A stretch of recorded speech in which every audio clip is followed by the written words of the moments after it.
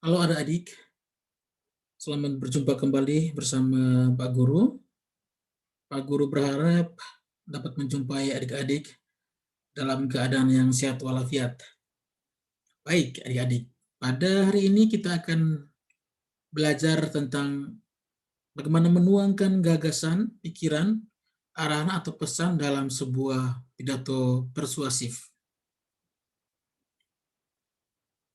Ya, kita memasuki KD yang baru, 4.4, menuangkan gagasan, pikiran, arahan, atau pesan dalam pidato tentang lingkungan hidup, kondisi sosial, dan atau keragaman budaya secara lisan dan atau tulis dengan memperhatikan struktur dan kebahasaan. Kali ini akan dijabarkan dalam beberapa indikator. Pertama, membuat kerangka teks pidato persuasif. Kedua, mengembangkan kerangka teks menjadi sebuah teks pidato persuasif yang utuh. Dan ketiga, mempresentasikan pidato di depan kelas. Pada kesempatan ini kita akan belajar tentang KD pertama, tentang indikator pertama, yakni membuat kerangka teks pidato persuasif. Sekedar untuk mengingatkan kembali memori adik-adik tentang materi kita minggu lalu, pidato persuasif adalah pidato yang digunakan untuk meyakinkan audiensi atau pendengar agar percaya sehingga mau melakukan sesuatu dalam suatu topik tertentu, topik yang dibahas oleh pemberi pidato. Pak Guru mengajak kembali adik-adik untuk mengingat kembali struktur teks pidato persuasif. Karena untuk membuat kerangka sebuah teks pidato persuasif, adik-adik harus menguasai struktur teks pidato persuasif dengan baik. Ya, secara garis besar ada pembukaan, isi, dan penutup. Ya. Yang pertama, untuk membuat kerangkanya, adik-adik harus menentukan tema. Ada bermacam-macam tema, ada tema tentang lingkungan hidup, kondisi sosial, keragaman budaya, pendidikan, tentang ekonomi, agama, teknologi, olahraga, dan sebagainya. Ada banyak sekali tema yang bisa adik-adik pilih untuk membuat sebuah pidato persuasif. Yang kedua, pendahuluan. Dalam pendahuluan ada salam. Salam berisi sapaan, penghormatan kepada orang yang lebih tua, atau ada pembesar-pembesar yang datang, atau guru, dan ucapan syukur kepada Tuhan. Lalu, kedua, adik-adik harus dalam pendahuluan harus dibuka dengan hal-hal yang menarik, misalnya quote. Kalau bukan quote, cerita tentang pengalaman hidup yang menarik yang relate atau berhubungan dengan tema yang akan disampaikan. Yang ketiga, menentukan isi. Dalam isi pidato persuasif dibagi dalam beberapa bagian. Pertama, pernyataan posisi. Pernyataan posisi merupakan pendapat atau pendirian pemberi pidato atau penulis teks berhadapan dengan sesuatu hal, berhadapan dengan tema itu. Misalnya berhadapan dengan lingkungan hidup. Penulis atau pemberi pidato punya pandangan apa terhadap tema itu. Yang kedua, tahap argumen, yakni alasan yang menguatkan pendapat, bisa berupa data, warren, pendapat ahli atau pakar. Jadi, misalnya adik-adik mendukung gerakan cinta lingkungan. Lalu, apa alasannya agar kita mau melakukan gerakan cinta lingkungan? Ada data-data sekian, ada pendapat para ahli bahwa mencintai lingkungan itu akan membuat lingkungan menjadi lebih bagus, atau alasan-alasan lainnya. Yang ketiga itu penguatan pernyataan posisi, menegaskan kembali pendapat pemberi pidato bahwa menjaga lingkungan itu harus dilakukan, karena kalau tidak dilakukan itu sangat berbahaya. Itu untuk menegaskan kembali pendapat awal. Yang keempat ada penutup.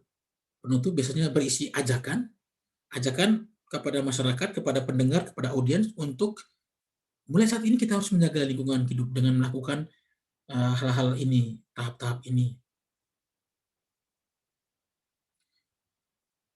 Ya, baik. Sekarang kita akan melihat bagaimana sih contoh kerangka sebuah teks pidato persuasif. Baik, Pak Guru pada kali ini memilih tema tentang kebersihan lingkungan. Jadi di sini Pak Guru menuliskan bahwa kerangka pidato persuasif tentang kebersihan lingkungan. Temanya tentang kebersihan lingkungan. Lalu kita membuat kerangka pembukaan. Dalam pembukaan itu ada apa? Ada apa-apa saja. Salam pertama.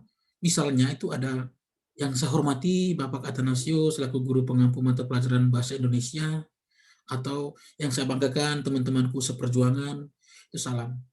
Lalu syukur, ucapan syukur kepada Tuhan. Nah, pertama-tama patutlah kita menghaturkan syukur kepada Tuhan karena atas berkat dan rahmatnya kita dapat berkumpul di tempat ini dalam keadaan sehat. Itu isi dari syukur.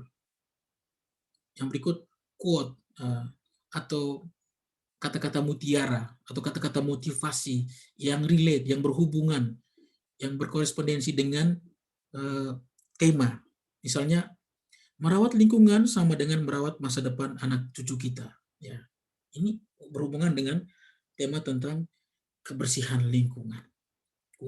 Quote ini dipakai untuk menggugah. Jadi dalam pembukaan ini kita harus menggugah audiens kita untuk mendengar atau menangkap atau menyimak pidato yang kita bawakan.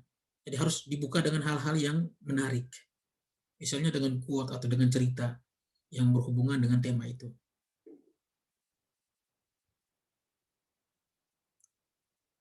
Yang kedua, isi.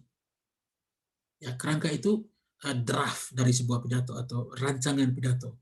Oh, kita mau menulis apa di dalam pidato ini nanti. Kedua, isi.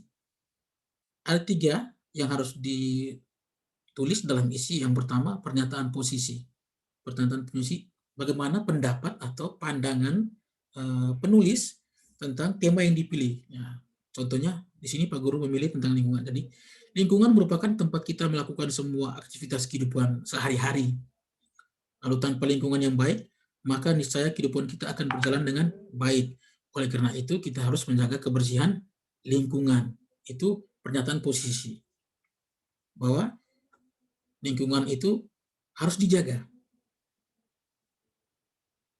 Apa alasannya? Alasan itu masuk dalam tahap argumen. Kita harus memberikan alasan-alasan yang menguatkan para pendengar kita bahwa menjaga lingkungan itu penting. Kalau tidak menjaga lingkungan itu sangat berbahaya.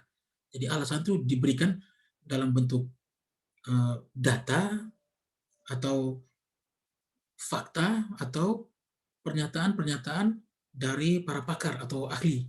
Misalnya, mengabaikan kebersihan lingkungan akan mendatangkan malapetaka. Lalu di sini ditampilkan berita mengenai banjir di Jakarta misalnya, atau tampilkan data atau berita mengenai kuman dan bakteri yang berbahaya yang ada dalam sampah atau lingkungan yang kotor itu.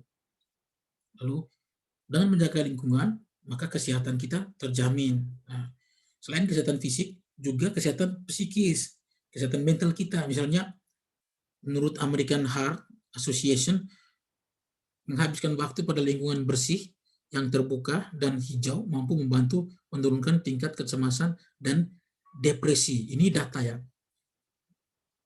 dari suatu asosiasi atau lembaga tertentu yang membuat penelitian tentang kebersihan lingkungan. Atau data dari National Geographic menjelaskan bahwa jika kita tidak berhenti membuang sampah plastik sembarangan, maka pada tahun 2040 hampir 30 juta ton persegi sampah plastik akan membanjiri lautan. Dan ini alasan-alasan mengapa kita harus menjaga lingkungan.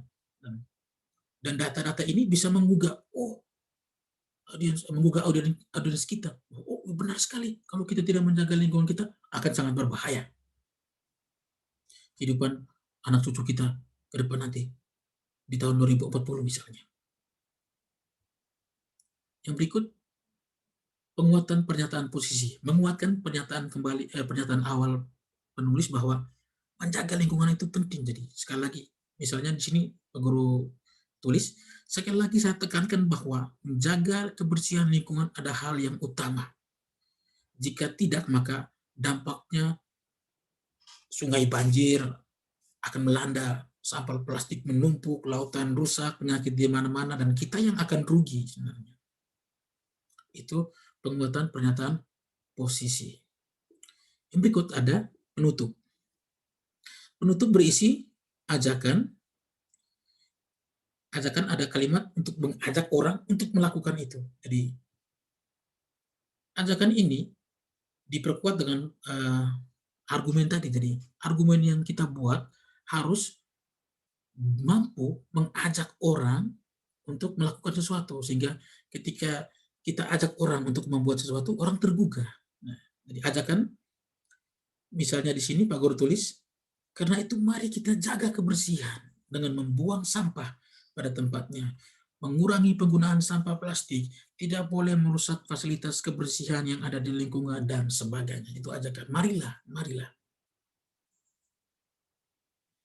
Lalu biasanya ditambah-tambah dengan quote untuk menggugah rasa orang.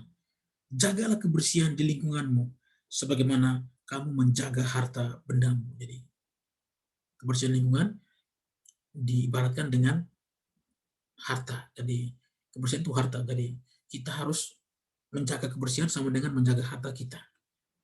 Lalu ditutup dengan ucapan terima kasih. Sekian dan terima kasih. Salam perjuangan kebersihan.